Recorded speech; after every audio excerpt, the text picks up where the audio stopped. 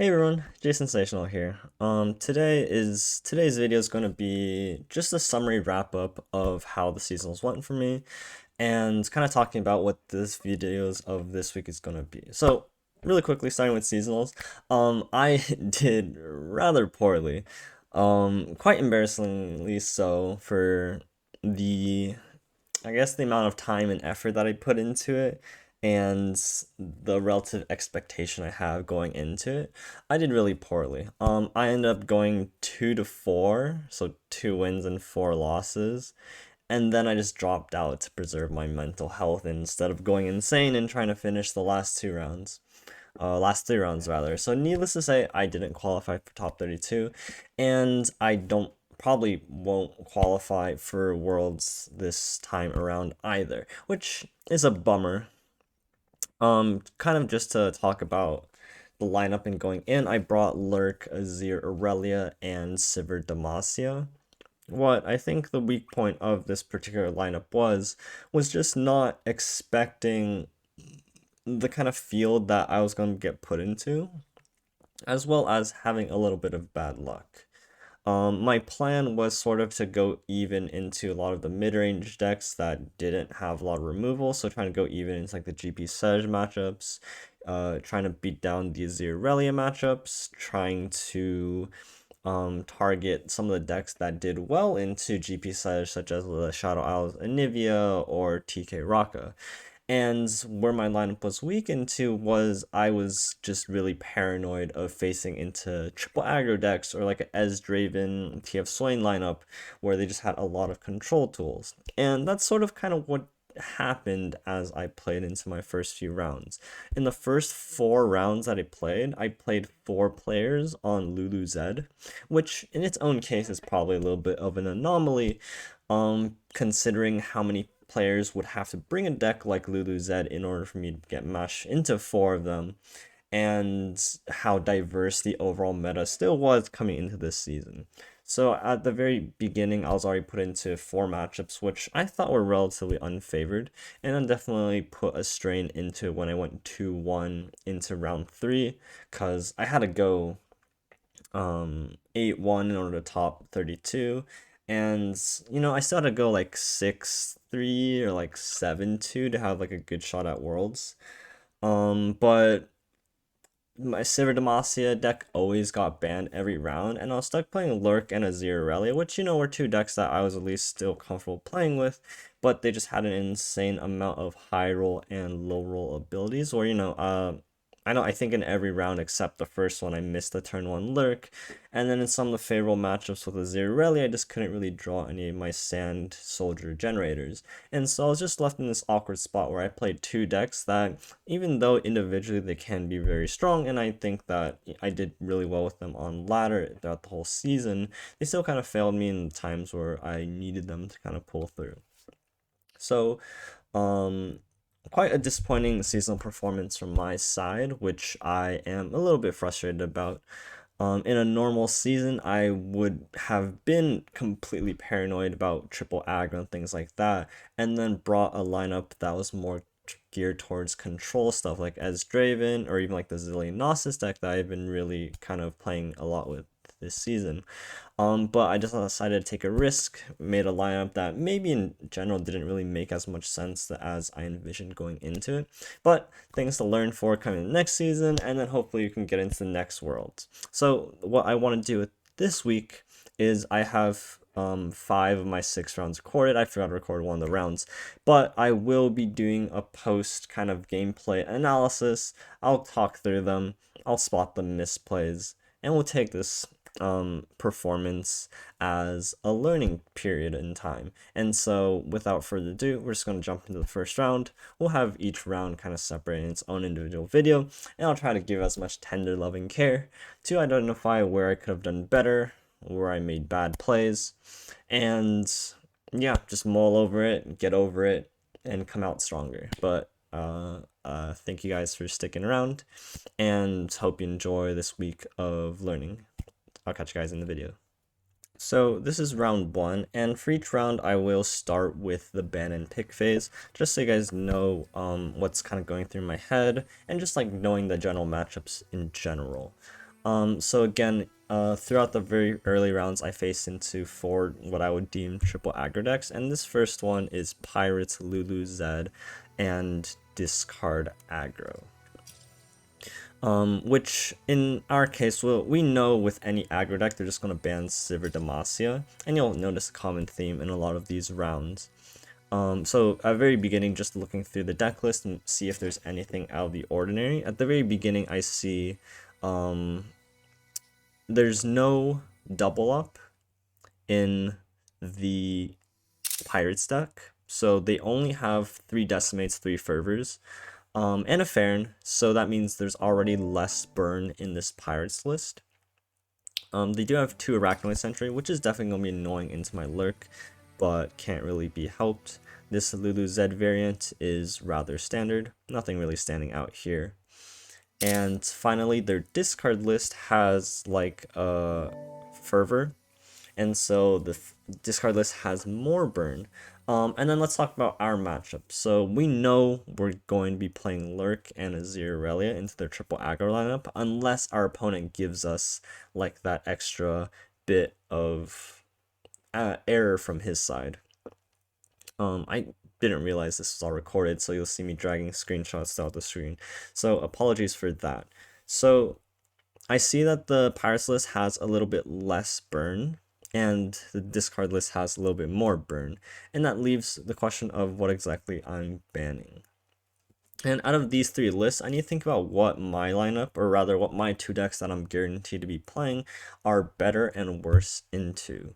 Now, of course, they're already bad into all 3 of them, but my thinking is, okay, I can high roll Lurk into pretty much any of these, and if they kind of low roll their play, then Lurk stands the best chance, and so it's really what Azir Aurelia can do well into. And having a little bit of experience from ladder, I think discard is much worse for Azir Aurelia than something like Lulu Zed, or even potentially Pirates.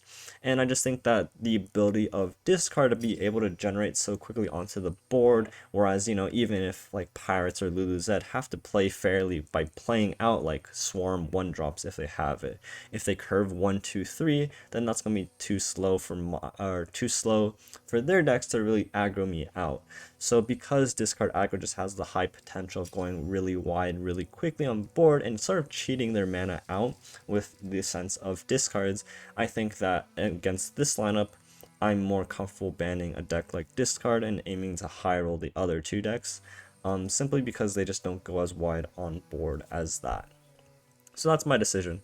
I'm going to fast forward here just to skip this prep ban phase, and we can jump straight into the game. So I banned, yep, and then as you see, they banned my Sivir Demacia list as expected. And we'll jump into the first game over here. So the first game here is Azir Aurelia versus Lulu Zed.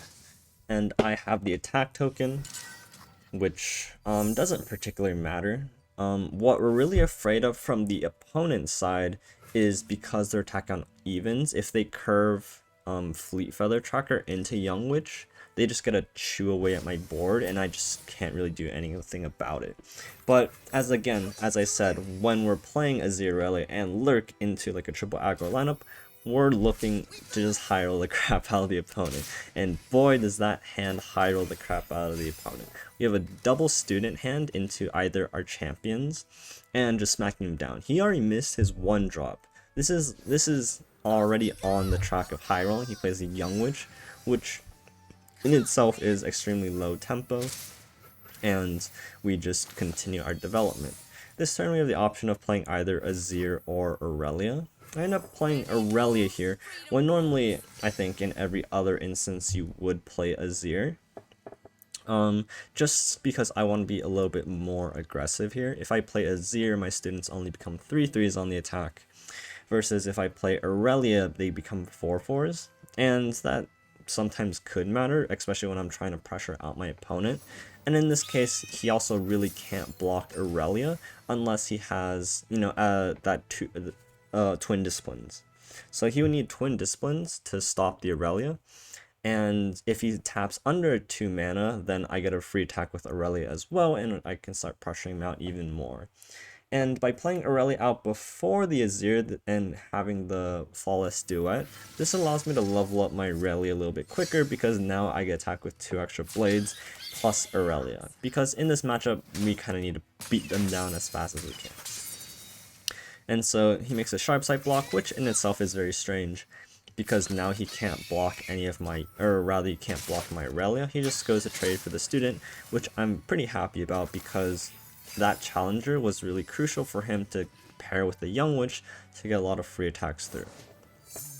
He plays Zed, and then I just play Azir, and then following up next turn, I'm just aiming to win. This pass here is probably a little bit bizarre. I think there's no particular reason to pass here rather than playing the Azir, but because he's kind of forced into attacking, I think this is fine. Oh, never mind. Much smarter. I realize that he can't pass here back here, and I just take this opportunity to use my retreat. Because I know it's dead next turn, I'm aiming to win on the following turn, and this allows him to summon my Azir for spell mana rather than my unit mana, which I had mana for anyways. So regardless of the point, I just used the retreat to ghost block my Zed and save myself some health, which didn't really matter, but it was just a neat play. The reason why I do run one retreat just for kind of these situations. And this turn I just have the perfect hand. I can level up Aurelia. I just double Ribbon Dancer on him. I have Sparring Student, Azir is probably gonna flip, and I just come crashing down on this turn. You'll notice that very crucially here, on turn 1 he did not have Fleet Feather Tracker, and it was only on turn 3 that he had it, which means that if he missed his 1-drop, he's just a little bit behind, especially when I had a double Student into double Champion hand. And so the rest of this game is just pretty much formalities. I have this double blade, what's this card called? Ribbon Dancer in hand, and I can just mess him up pretty well. So I think looking at this game, there's very little that I would or I could have done differently. This barrier doesn't actually matter because I just level up the Aurelia on the attack, and the barrier doesn't really prevent much. But again, looking back at this game, there's not really much I could have done differently. I think that it just came down to high rolling the right hand from the mulligan, and our opponent low rolling his opening hand in order to get this favorable spot where he is actually on the back foot, and I can kind of just play as defensively as I want. And now I get the full attack here, level up the Aurelia, and I gotta choose how I block or how I attack the Zed, meaning that his barrier is basically rendered useless. And he blocks down in order to not die. And I make the swap, probably on the Aurelia with the Sand Soldier, to assuming he blocks the Aurelia with the Zed, as he does, and I get a nice switch here.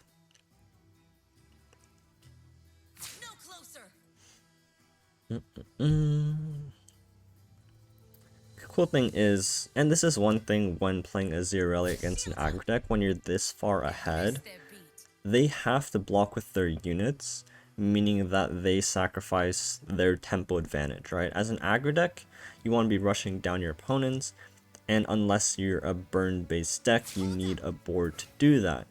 But because my units are either really well statted, such as Sparring Student that trades for free, Azir with high health, Aurelia with quick attack, I can make favorable trades, and my opponent has to make unfavorable blocks.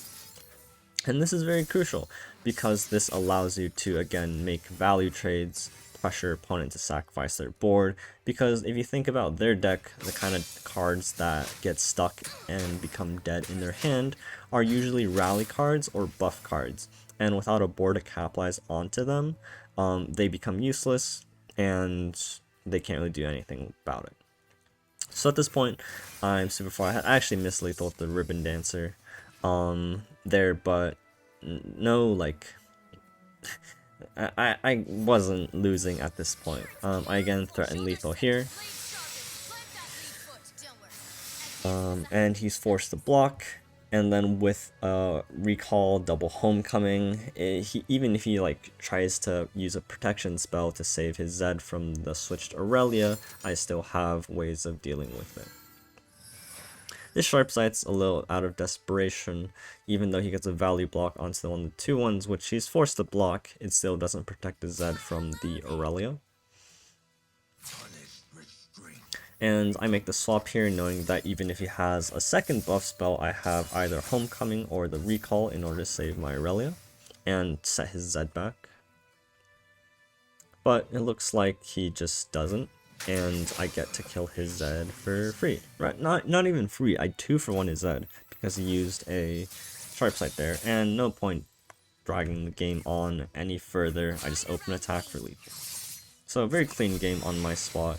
Very nice opening hands and a slow hand for my opponent.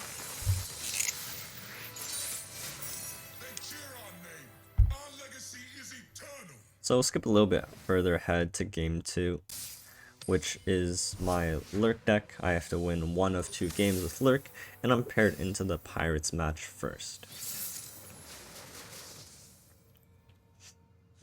I pull up his list really quickly. He's attacking on 1, which obviously sucks, as any deck I want to be attacking on odds, especially as Lurk. But as against any aggro deck, I also want them to be attacking on evens. So this hand, as you can see, is already very awkward. I have an 8-drop in hand and double pike. Double pike's actually quite interesting, just because Bone Skier is pretty much my only interaction in this deck outside of the vulnerable fish. I actually block here because I just can't take at too much damage. I would have taken additional 3 damage had I not blocked there, or rather additional 2, is it? Well, additional 1 damage, right? Wait. No, it's additional 2.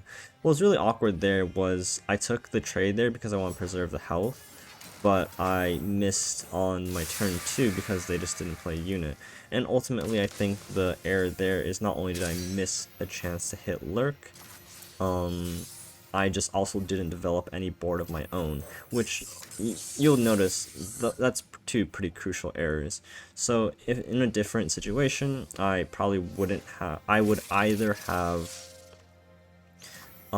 taken the damage, then played the 2-drop fish onto the Legion Saboteur, or I would have blocked and then still played out the 2-drop fish and go in for a Lurk attack. Because now you'll notice here, if my pike was at 3 there, I would just skewer into the ballista for free, and then this could trade for the sentry, because I sacrificed so much tempo on turn 2 by making a really suboptimal play. Now I did stop them from developing on 2 should they have had double 1-drop, for example, which I don't think as the pirate deck they would play around that. Seems quite bizarre, but you'll see the triple pike hand actually having a little bit of effect here because I get to just recast Lurk from below. But at this point it's turn 5 to drop Gangplank. Pike doesn't even trade with Gangplank, and I'm just in a really awkward spot. I'm already losing a lot of tempo and I just don't really have much I can do here. This turn's relatively simple. I just need to not take the 3 damage from the spider and kill Gangplank. Well, I can't kill Gangplank, but at least like play pike in the 2-drop fish, right? And you'll notice again, because pike's at 3 here, I can't play pike, or I can't play pike spell at 4, and then Lurk next turn to trade into Gangplank. And again, you'll notice that these Lurks line up very poorly into my opponent, and I'm forced to make the decision here of whether or not I'm playing Rek'Sai next turn in order to force the pike Lurk to trade into the GP. And that's kind of my plan. I could have blocked with a 2/2 into Gangplank, save myself 2 health, and then guaranteed the kill using the pike drag onto the Gangplank, but I decided to use the Rek'Sai in order to give me that +2 into the attack into the Gangplank. And this draw is looking really awkward. I have no way of generating any tempo on board, and I'm stuck with 2 bone skewers that, without anything to lurk, especially on my off turn, provide very awkward opportunities. And this is where things get a little bit interesting. I don't actually know how this works here. If the eye will actually tell you if there is a lurk card on the top of your deck, but I moused over the eye to see that the Gangplank wouldn't die, and I just didn't know if that was because it didn't keep track of the top deck, or if it actually told you if you would miss lurk. Either way, I make a pretty poor mistake here. That does cost me the skewer, it costs me the pike, and my opponent just goes wide, and I'm guaranteed dead next turn. So quite a few misplays in that game. For someone who played lurk a good amount, that was definitely not the greatest performance. Moving on to the third game, the third and last game, we have the lurk deck versus Lulu Zed. They're attacking on odds again, which actually probably isn't as bad. I think one of the strongest openings that their deck can have into ours is if they Brightwing Tracker into Young Witch, and they just get to gobble up our 1, 2, 3 drop. And that's kind of like the worst case scenario. But them not having the tracker is probably the best thing for me. They play a 1 drop, they attack, I play my 1 drop, and I attack here. I think I can get better value on the fish rather than just trading for the 2-1, especially when that 2-1 isn't an elusive unit. And you'll notice there, I hit the pike on my first lurk, and that kind of changes everything. Because now I don't want to play the 2-drop, because then I can't play Pike Spell next turn. And if my opponent, this is what I'm really hoping for, my opponent plays a 2-drop here into Zed on turn 3, I just get to kill the Zed for free. So now he plays his 2-drop. I don't play anything because I want to play the Pike Spell here in case he plays Zed or even Lulu, right? And there's a Zed, and I'm feeling really good about myself. I get the free attack, or I get the free kill on Zed, and even better, he can't attack with this 2-1 here. And so this also stifles his attack, and he's forced to trade his 3-2 into my 2-1. Well, he's not forced to. This attack is a little bit suspicious, but nonetheless, the Pike Spell denies the attack from the 2-1, and he has no good attack. Now that I've saved up the Hammer Stout Vulnerable Fish paired with Pike on board, I get free challenges. I top deck Lurk onto Rek'Sai, and I'm just gonna snowball this game. Pike's gonna level. He has nothing in his deck to stop this Pike. There's no things like Riposte. I beat his buff cards, especially with the Rek'Sai Lurk, and I'm just gonna roll this game. I don't attack with the 2-2 just because I don't really want to him to like trade into the 2-1, because once Pike levels, his board is gone, right?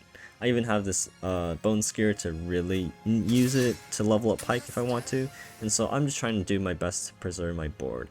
I did trade with the 2-1 there, or I did drag the 2-1 with my Chronomancer. My reasoning there was that because his deck is mostly elusive focused, my land units, sorry, that's a term I kind of pulled from my friends, but my units that can't block elusive are a lot less valuable.